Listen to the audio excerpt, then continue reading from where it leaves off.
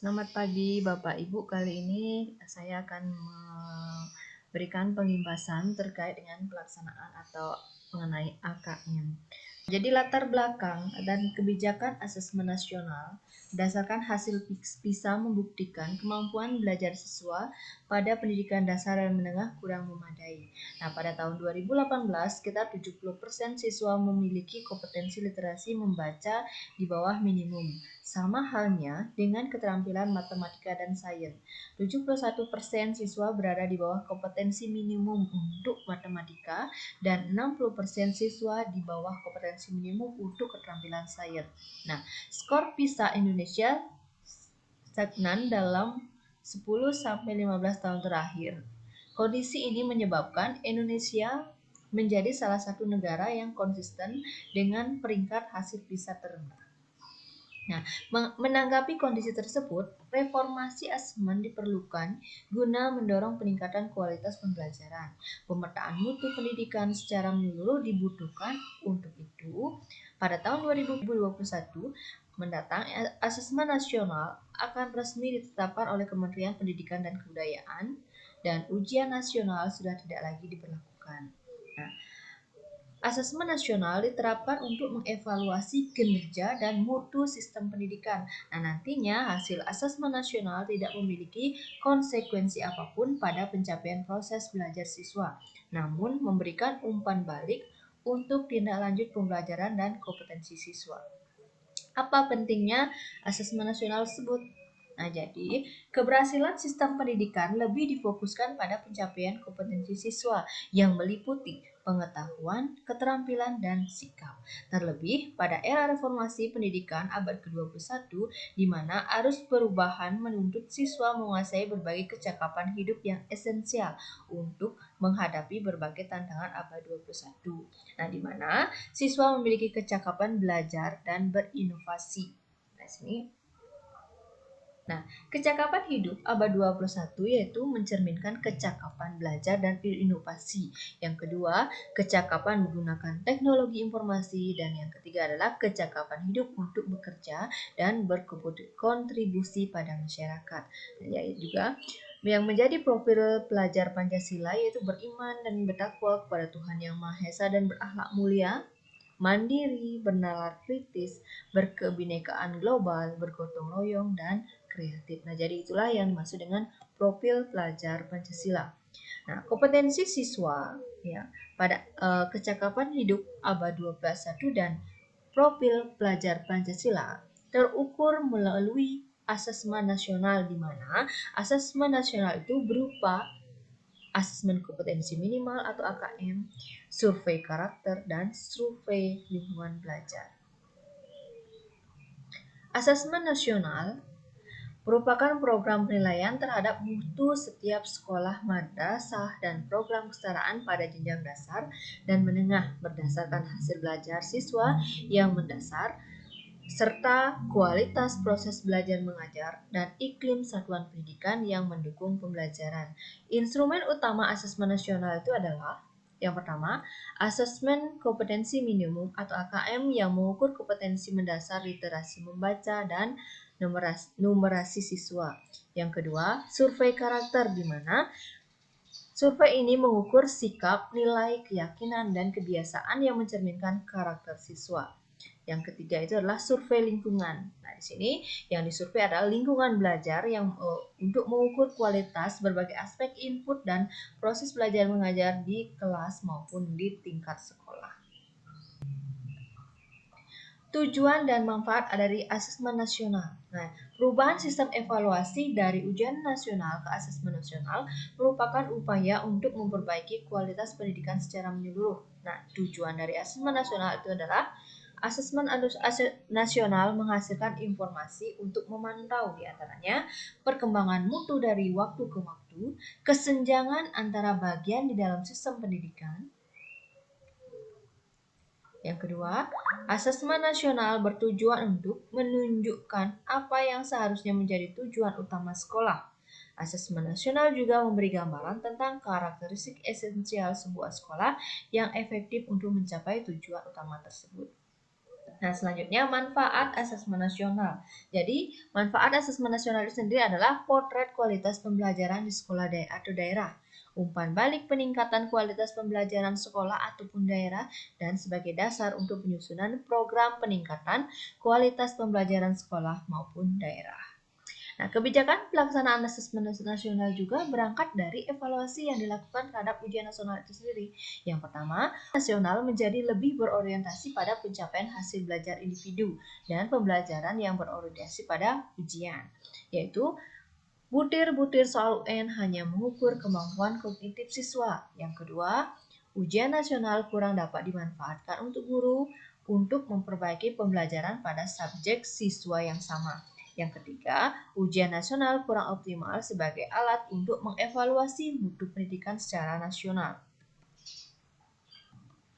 Nah, perbandingan asesmen nasional dengan ujian nasional, silakan bisa Bapak Ibu baca terkait dengan tujuan pelaksanaan, jenjang penilaian, level siswa, subjek siswa, model soal, sasaran penilaian, dan metode penelitian.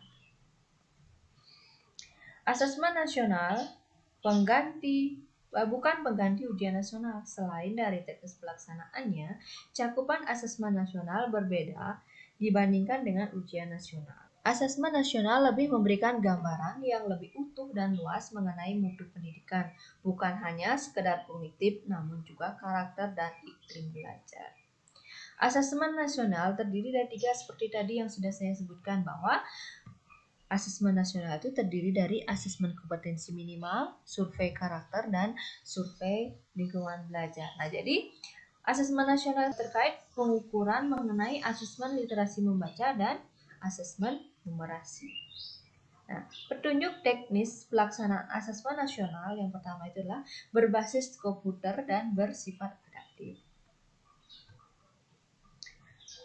Peserta AKM, yaitu adalah seluruh satuan pendidikan, tidak semua murid memilih sampel secara acak. Nah, jadi jadwal pelaksanaannya bisa Ibu baca, jenjang SD, SMP atau MI dan paket A atau ULA, serta SMP dan SMA.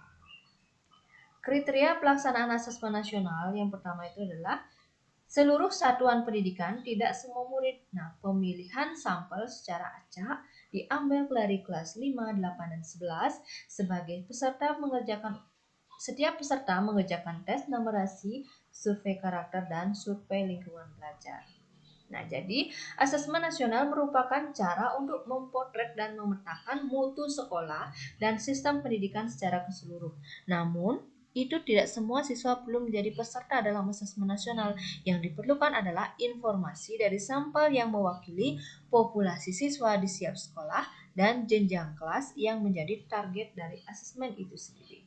Asesmen nasional diharapkan menjadi dasar dilakukannya perbaikan pembelajaran. Nah, pemilihan jenjang kelas 5, 8, dan 11 dimaksudkan agar siswa yang menjadi peserta asesmen nasional dapat merasakan perbaikan pembelajaran ketika mereka masih berada di sekolah tersebut. Nah, murid 5, 8, dan 11 telah mengalami proses pembelajaran di sekolah, sehingga sekolah dapat dikatakan telah berkontribusi pada hasil belajar yang diukur dalam asesmen nasional. Nah, sekarang kita lanjut pada merumuskan butir soal asesmen nasional. Jadi, asesmen nasional seperti tadi, bahwa komponennya terdiri dari asesmen minimal, survei karakter, dan survei lingkungan belajar. Nah, juga asesmen nasional masih kembali kepada asesmen literasi membaca dan asesmen numerasi. Jadi, bentuk soal dalam asesmen kompetensi minimum yaitu terdiri dari pilihan ganda kompleks, pilihan ganda, menjodohkan, irsian singkat, dan uraian. Nah, pada soal uraian, murid kelas 5 akan mengerjakan 30 butir soal untuk mengukur kompetensi literasi membaca dan 30 soal untuk mengukur kompetensi numerasi. Sedangkan siswa kelas 8 dan kelas 11 akan mengerjakan 36 soal untuk mengukur kemampuan atau kompetensi literasi membaca dan 36 butir soal untuk mengukur kompetensi numerasi. Asesmen literasi membaca tingkat SMP. Nah, di sini konsep literasi membaca. Literasi membaca dan tulis adalah pengetahuan dan kecakapan untuk membaca, menulis, mencari, menelusuri, mengolah, dan memahami informasi untuk menganalisis, menanggapi, dan menggunakan teks tertulis untuk mencapai tujuan, mengembangkan pemahaman dan potensi, serta untuk berpartisipasi di lingkungan sosial. Literasi membaca dan menulis perlu dikembangkan untuk mendapatkan pemahaman yang lebih bermakna terkait berbagai cakupan dan konteks kehidupan. Nah, bagaimana kita mengenal kompetensi minimum literasi membaca?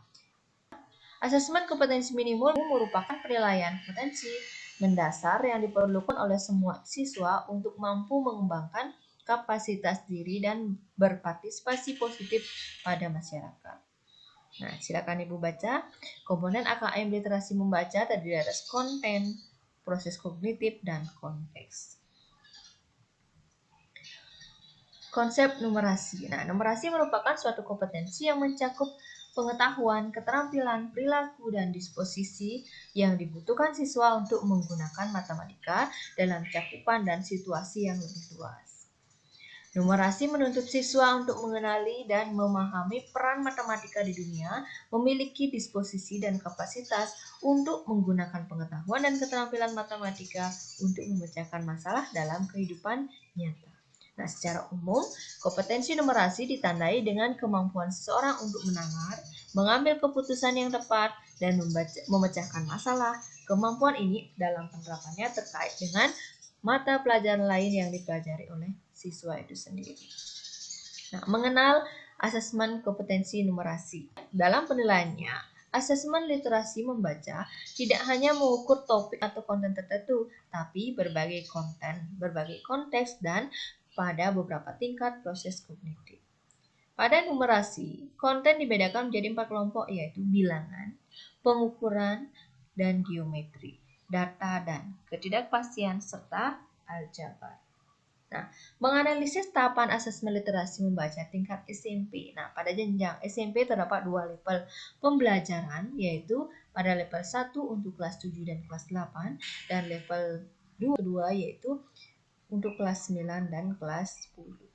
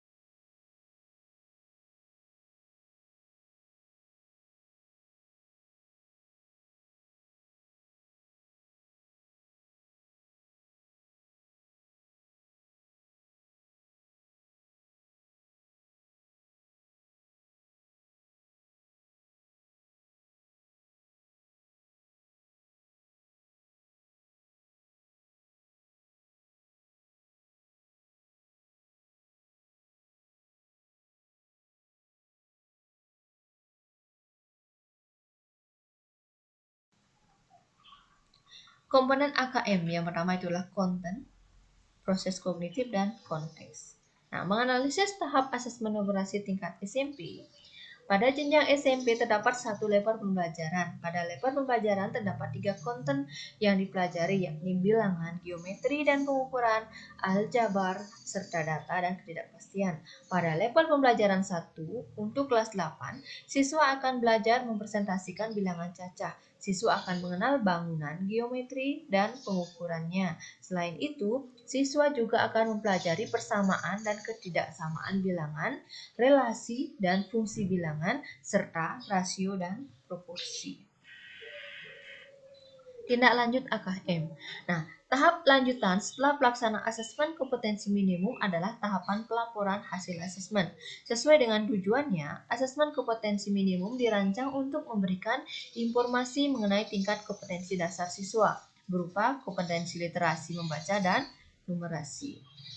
Dari laporan hasil asesmen kompetensi tersebut, satuan pendidikan dapat melihat tingkat penguasaan kompetensi siswanya, penguasaan kompetensi literasi membaca, dan numerasi. Siswa dikategorikan dalam 4 tingkatan. Nah, di sini Hasil AKM dilaporkan dalam 4 komponen atau kelompok yang menggambarkan tingkat kompetensi yang berbeda. Misalnya yang pertama itu adalah kelompok perlu interpretasi khusus, yang kedua kelompok dasar, ketiga kelompok